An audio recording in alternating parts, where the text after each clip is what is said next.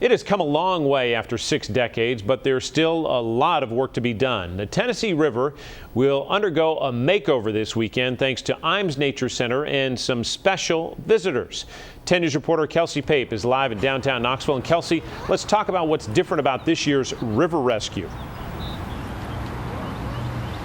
Well, there's a major thing that is actually going to be different this year, and that's the fact that all of the trash that is picked up out of the Tennessee River is going to be displayed on a barge that you're seeing right now behind me.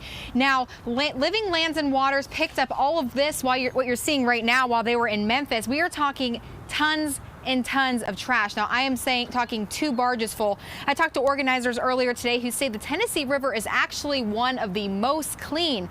And while it still has a way to go, you're about to see that it used to look a whole lot worse. Polluted with industrial and human waste.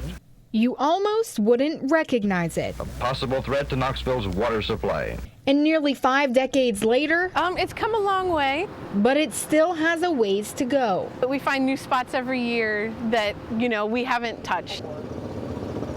Removing trash and waste from the Tennessee River has been an ongoing project for the last 50 years. We started out cleaning 30 to 27 to 25 tons out, and now we're getting down to like 15, 10. But even 10 tons of trash is 10 tons too much. That's why a national organization has been called in to help. The Tennessee River is, probably the greatest resource that this area has. Living Lands and Waters has a mission to clean up rivers around the country. Some rivers resemble a memory of what we used to see here in East Tennessee. All the stuff that's on here right now came from the Mississippi River. We were in Memphis before we came up the Tennessee.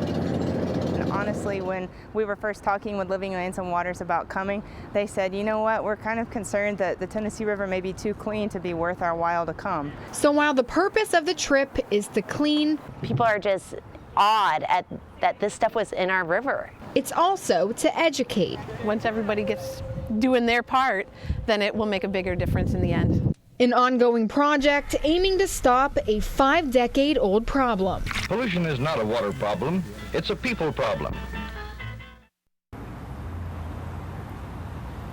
Well, Knoxville is actually the first stop on the Tennessee Rivers Tour, which is actually the inaugural one. They'll be here in East Tennessee for the next 10 days, and they're going to be moving on to Chattanooga. I posted information on how you can get involved in the river cleanup on WBIR.com. We'll send it back to you. Kelsey Pape.